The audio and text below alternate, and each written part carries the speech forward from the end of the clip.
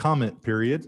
If there's anyone from the public that wishes to speak on any item on our agenda, Tammy, do we have anybody who's signed up to speak?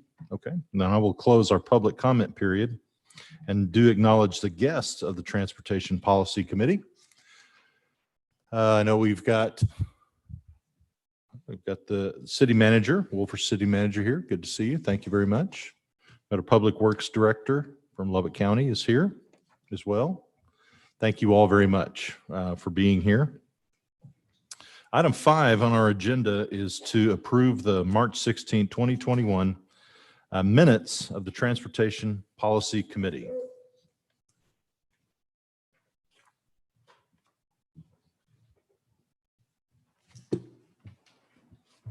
Move to approve. Second.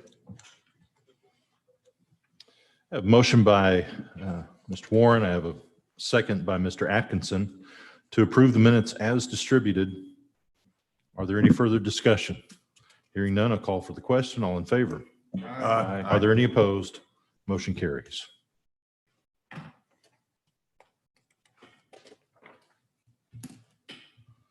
right. Move to item 6, to discuss and take appropriate action regarding the resolution 2021-05 to accept and to close the Wolford Land Use and Thoroughfare Plan update to 2045. Mr. Jones. Good morning. At your March meeting, you had an opportunity to comment on what the Oversight Committee or the Review Committee was going to recommend to the Wolford City Council. That process moved forward. The Wolford City Council accepted the recommendation from the study committee and approved the plan by ordinance on April the 5th, 2021. That action was subsequently endorsed by this policy committee at your meeting on April the 6th. Now, because the MPO performed as the local government by entering into the non-construction AFA with TxDOT, we need to formally close the project, even though it is a non-construction AFA. Therefore, I'm asking for your support to advance the resolution to TxDOT TP&P so that they can accept and close the project.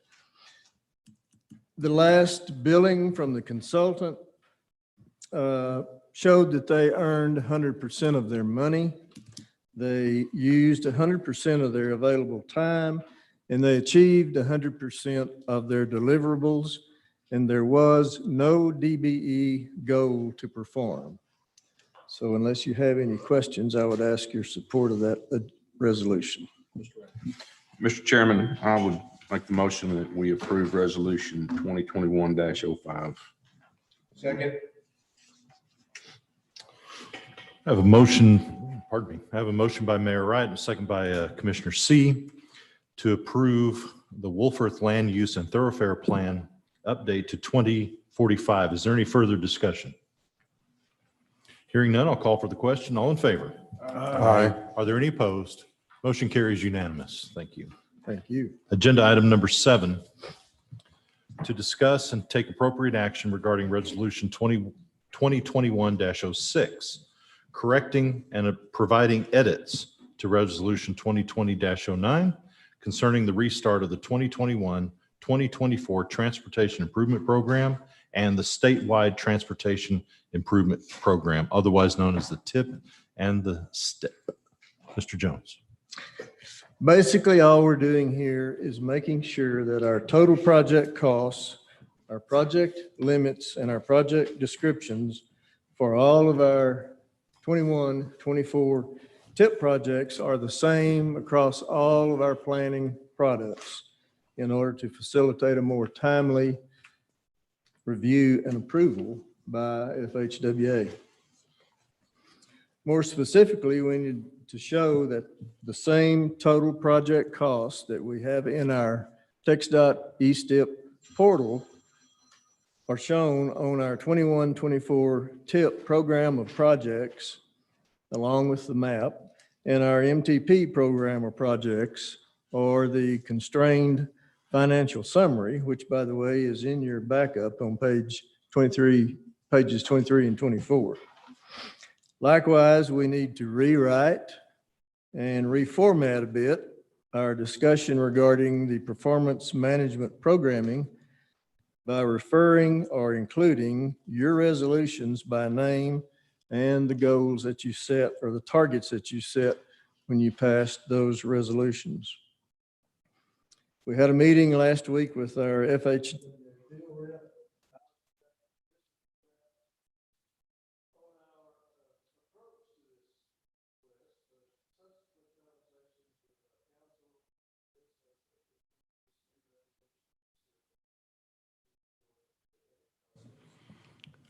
Yeah, but hold it. Yes. Yeah. Lost his microphone. Are you still on red? There you. Okay. I think you inadvertently hit that, so thank you. The new resolution would be more appropriate to serve as a benchmark regarding the edits and for future reference. So we present resolution 2106. It formally adopts the 21-24 tip, spells out the relationship between the TxDOT eStep portal and the TIP program of projects, which is the map and the financial summary. And again, that's in your agenda backup on pages 23 and 24. And you also have at each of your places a larger version of that map that's in your backup, so it's a little easier to see and read. The 21-24 TIP projects are annotated with an arrow out in the margin, so you can easily select the TIP projects out of that long list of constrained projects. And you'll notice that the total cost from the TIP map to your financial summary are the same. Exhibit B on page 26 provides a fresh and improved reference to all your previous resolutions pursuant to guidance for the PM 1 through 3, 1 being safety, 2 being pavement and bridge deck condition, and 3 being systems performance and freight, and the TAM, Transit Asset Management Plan, and the PTASP plan, the Public Transportation Agency Safety Plan, with all the associated targets. And I have reiterated in your backup on page 31 that on page 66 of the 2020 Highway Safety Improvement Program Annual Report, TxDOT has stated that they have, quote, achieved significant and substantial compliance in achieving their performance measures, end quote, for this report period. Since the LMPO has chosen by resolution to follow TxDOT's targets, the LMPO then has also achieved significant and substantial achievement. According to FHWA guidance, if a state DOT achieves one of their targets, they have met the substantial compliance goal. Then finally, in Exhibit C, it replaces the table of grouped project categories, definitions, and notes with a more recent edition of that document dated February 23rd, and it'll replace the one that we have in our document, which was the previous edition. This list of definitions is what we, in conjunction with the district, use to categorize projects with similar work elements for ease of evaluation and funding. This catalog is the official list of available categories to use for grouping projects. The biggest change, as you can see on page 40 on the summary of changes page, is to the category bicycle and pedestrian projects and to the recreational trails project. All that being said, I'd be glad to answer any questions. Absent any questions, I'd ask you for your support to Resolution 2106, and so we can forward that to TP&P and FHWA. Mr. Chair, Councilwoman. we kind of done the Hollywood shuffle on this thing, looks like to me. Good analysis. Yeah. I'm just trying to catch me up because I was not here and I didn't have a opportunity to review everything. Those items 4074 on the second page, all the way down to 4021 3E. Talk to me, remind me of that and why it's grouped in that fashion. I guess I'm not following what you're asking. I'm on the second, we're here, right? Oh, Yes, okay, sir. all right. Now, say again. The yellowed section, Yes, it is done so because, what reason, if you'll remind me, sorry.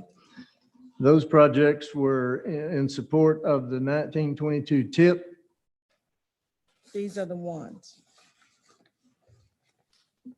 And the ones that are noted with the arrow out in the margin are the ones that you selected to.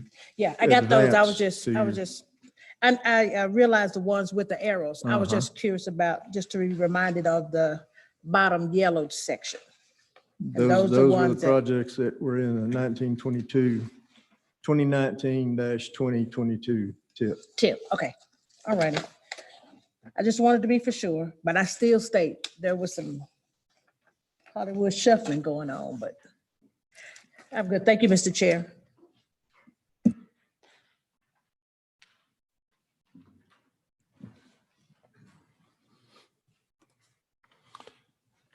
Now, the language that we are including was language, I want to say, forced on us back in February when that language was released. Are we confident that this is the final version of what will be released That to is- us, or will that we is the need to be current- back here in the next month or so Yes, sir, revising that- again? That is the current edition. The one FHWA has asked us to put in our report.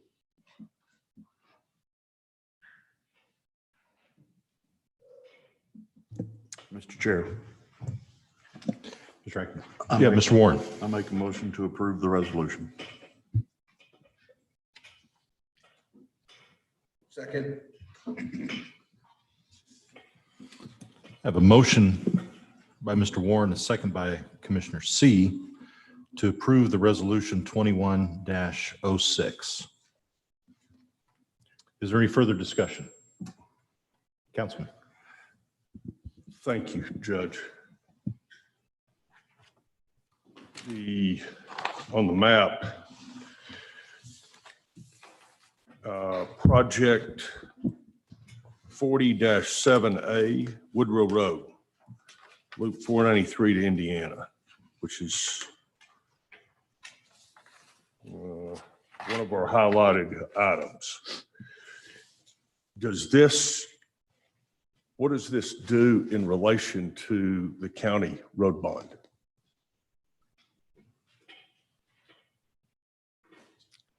How does that Yield. integrate? I'll yield to the chair. Nothing. I mean, this is MPO money that will go toward that project. The county bond project that was passed by the voters 2.5 years ago or 2 years ago, will go to acquire right of way and other things like that, the 80-20 split. It is 80-20, right? I believe that's correct, yes.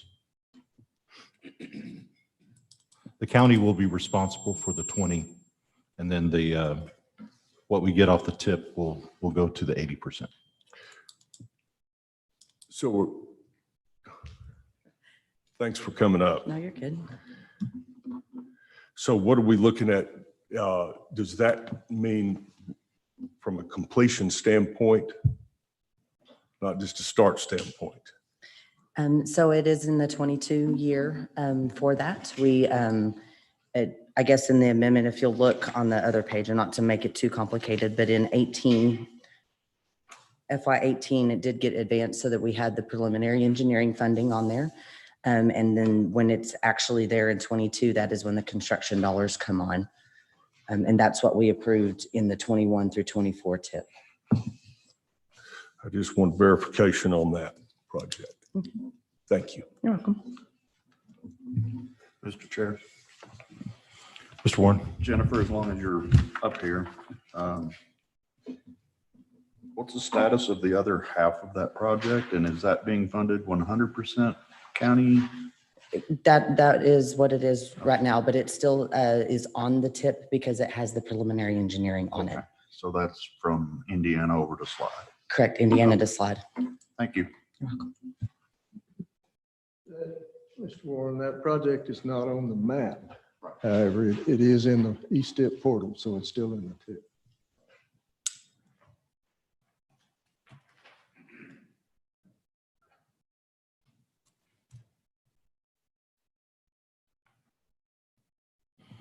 Is there any further questions, further discussion?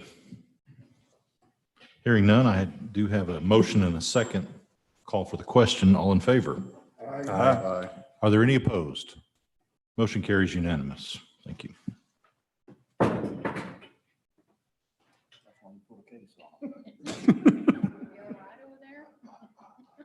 Can't take him anywhere. He breaks things. Item 8 on our agenda is reports. Mr. Jones. Thank you. The board will recall that as we in the district were working through our programming issues under the scrutiny of the 21-24 tip-step program being over-programmed and the collateral issues surrounding the fiscal constraint compliance directives, we were struggling with our 10-year plan forecast and more directly, a new directive from FHWA and TxDOT that we had to fiscally constrain not only the 4-year tip, but also the 2-year let window, which we had never had to do before. These issues were all heightened by the fiscal uncertainty of the cash forecast performed for the then 2020 UTP and now each succeeding one thereafter. You'll also recall that the district talked about a trade fair strategy as being one alternative available to help us meet our 2-year financial constraint. Whereupon you directed us to shake the bushes and see if there was a like-minded MPO out there somewhere who would talk to us about trade fair. So with that directive and the chair's approval and our staff on board, we were offered a lead by the ITS consultancy about a similar discussion they had had with the North Central Texas COG, which is the Dallas-Fort Worth MPO. We contacted Michael Morris, the MPO director, and as they say, the rest is history. I'll call Jennifer back up here and she can enlighten us on where we are today with that request. Mr. Chair, Mr. Warren. could I ask for a review of the minutes to see if this august body actually used the phrase "shake the bushes"? It may have also been look under the cushions too. Okay. I think that was in there as well. So noted, Mr. Warren. Good morning. We were having to look through that 2-year window and look at how projects had stacked and when in our funding outcasts and in our years, we needed a supplement to fund those particular years, specifically 23 and 25. And so when we talked to the MPO, Michael Morris, they said, "Oh, that's not a." We can take that. So just in comparison, and in the category 7 funds, we get about $6 to $7 million for our MPO. They get in the 200 million in that category. And so for a request of 10.5 million in the 2 different years was a very minimal ask for them. And so just wanted to we had the conversation, did they have some ability or room in their category 7 funds to backfill our years so that we did not have to adjust our project schedules. And so when we're talking about the projects, if you want to look at the map, you look, so on this one right here, the projects that kind of stacked up. And so anytime we let a construction project out of our MPO in the TxDOT district of more than $7 million in a year, that is funded through that category 7, we're in a shortfall. And so, 114th Street, Woodrow at 21, any of those, we were always going to be short unless we saved up and didn't save up that $6 or $7 million. We were always going to be short. And so what we had done in the past is front loaded our 10-year plan. We did not overspend or overprogram in the 10-year window, but in the 4-year, we may have front loaded some things. And so anytime we let more than the $7 million a year, we had a shortfall, but not in the 10-year window. And so with the agreement with the MPO, with the North Central Texas COG, they will supplement our years that we let more, and then we will pay them back in our out years. And so where we didn't have projects programmed in 26, 27, and 28 because we were paying ourselves back, that's when we will shore up with the cash coming in from the COG and at that year so we can let, and then we will pay them back with our Cat 7 funds in the out years so we can keep our 10-year programming. It went through their TAC or their advisory committee. They had a couple of questions, and in the scale of things, it didn't impact their projects because the challenges that they have are the challenges that we have. The local governments struggle to get our projects through, to get the environmental clearance, to get the right-of-way clear, to get the utilities clear. They have that same struggle even on a larger scale. And so this allowed them to make sure they did not lose that funding because it falls out of their 4-year window. And so they saw this as an opportunity, a good partnership for both of us, and it didn't impact their project schedule either.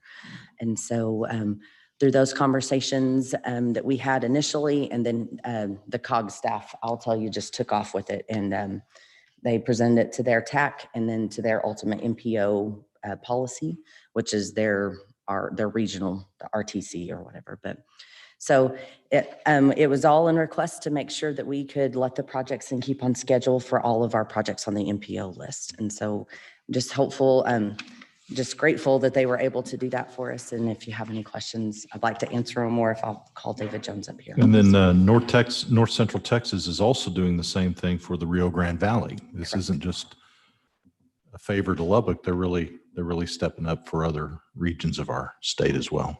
And I would say Michael Morris, the director of the North Central Texas MPO, said that in the past, TxDOT had hosted these at the state level because there's always hiccups in large projects or small projects or different things. And that way we are using the federal monies in the state. And so if there's, if you look at it, we just need to spend the money in the state. And so there's other needs and other challenges or timeframe issues. And so if you shift the money around to meet the project schedules, then we can allocate and we can use the funds that are allocated to us from the federal, from FHWA. We just don't, as a state, we want to use all the federal funds and make sure that they're being utilized as opposed to leaving them and potentially losing them. So one of the examples that Michael Morris gave at the advisory committee level was we look at our carryover. So we talk about saving up. Well, that's carryover. They fought for 2 years to get the FHWA to acknowledge their carryover. And so it took them, in 2018, they let a project, but the FHWA took it out of their current funds as opposed to the carryover. And so they have been fighting for 2 years so that, no, those are carryover funds, not this year's funds. And so all of that is to say it's helpful to them because they encumber the funds to us. They don't have to shore up later that the 10.5 in the 2 years or the ultimate $21 million wasn't spent. They know it's going to be spent in our 2 years and we will encumber it and we'll just pay them back in our out years. So it's making sure that we expend all the federal dollars here in Texas that are allocated to us. So, Mr. Chairman. Mr. Warren. Ms. Davidson, I'm glad you mentioned the carryover because I was kind of running the numbers here on our 4-year tip, and it's a sizable amount of Cat 7 that's being spent in that 4 years. I'm pretty sure we have our own level of carryover that's involved in that because I don't remember the last Cat 7 project we actually went to bid was 179 maybe? Yes, 179. So it's been 3+ years since we've let a Cat 7. So we've got our own level of carryover. And that's included in this total that you see on the 4-year tip. So we are taking care of getting those funds spent. Correct. Thank you.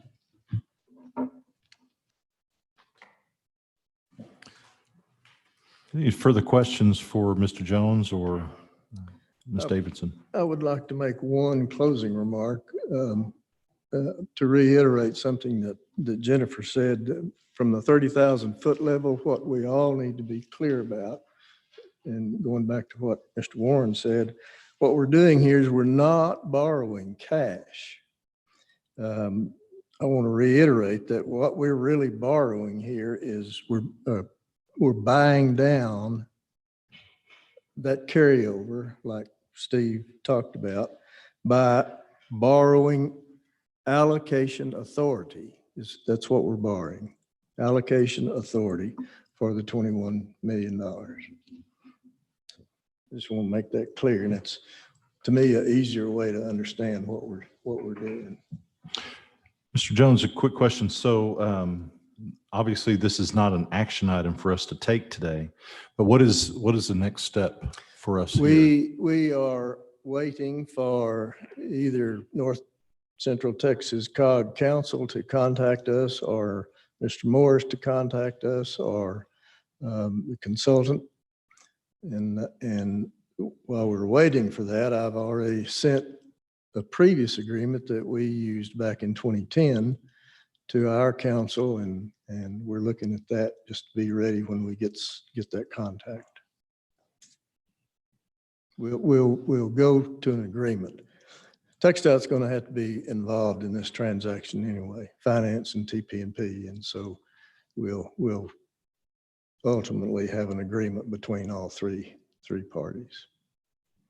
Of course, we'll bring it back to this body. Okay. Any further questions on the trade fair? Good work. Yeah, Good work. Yeah, way to Very shoot those pleased. bushes. The next report in your backup is on page 59. I included a quick and easy read on how important the census is. And you know, I've talked about census to you a bunch, how important the census is to apportionment. And I thought it might be something you might hang on to, be easy to talk about how apportionment works. I just thought it was interesting. The next report on page 60, I included 4 pages out of a much more voluminous notice of funding availability regarding a new electric vehicle charging infrastructure program that is emerging from FHWA.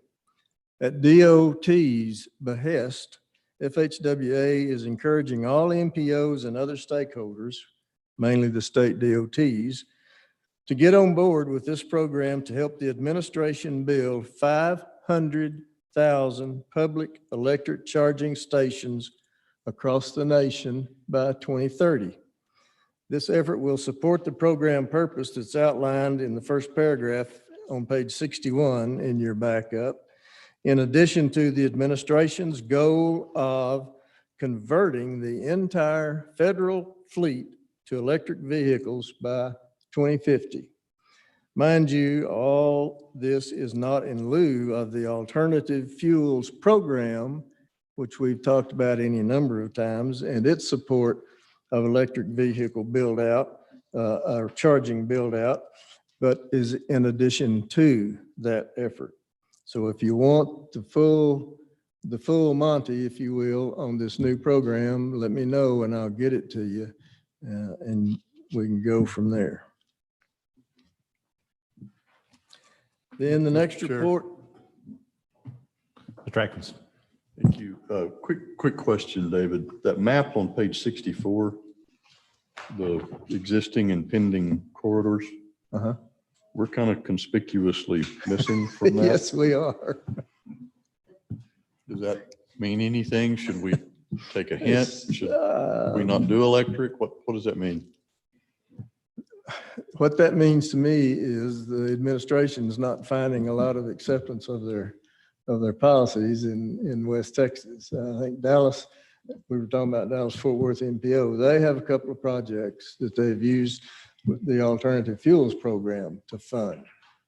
But this other is brand new. And so, yes, there is a gap on the high plains. I would point out that gap not only is in this area, but It's completely roughly, north and south. roughly follows the Ports to Plains corridor. Yeah, no, it really does. So, There's no north-south connectivity between 25 and 35. I've not spoken to John Osborne about it. I will if you want me to. But yeah, it's pretty, Well, and the reason I bring it up, I know that Lita Market Lubbock is constantly getting requests, or will you fund one? Would you fund one? Yeah. From the city, most of our conversation is with tech. They're very interested in seeing charging stations. If there's funding available for which we could be available, we might, or eligible, we might want to do that. I'll make a note to talk to John about it. I mean, you've got 10, 20, 40, I mean, just, but there is no north-south. Right. It's pretty blank. When's TechStop going all electric? The day after I retire. Thank you, Mr. Chair. Thank you. Okay, the next report is about our call for transportation alternative set aside. And I just wanted to let you know that our deadline has passed and we did receive two applications Friday by that deadline, one from the city and one from the county. And we'll begin our analysis and bring all that back to you. Mr. Chair, Mr. Warren. was one of those applications happen to be associated with the beautification effort on Parkway Drive?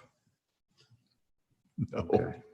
Well, No, I know we had some discussions a couple of years ago about with Alex Scarborough and the group over there that's trying to do some work. And I had suggested they approach you about using those funds. So that was not one of the applicants. Okay. You aware of that, Councilwoman? Okay. Thank you. Don't give up. There'll be another year. continuing on page 65, in your backup is a request from TxDOT for nominees to the State Bicycle and Pedestrian Advisory Committee. So if you're interested or you know someone who might be, let me know and I'll get you the application package for that. And then the last Steve report. Warren. Decline. The last report on page 66 is our financial report through March, or the 50 percentile. You can see we're 89% collected on our revenue and we are 30% on our expenses. So unless you have questions, that'd be my report, Mr. Chair. Just one on the status of the full-time employee hire. Status of the full-time employee, we have a committee from the TAC, and we took 8 applications to that committee, and they have reviewed all of those and whittled that down to 3, and we are setting up interviews now between those 3 candidates and our oversight committee, and we'll bring you back that result.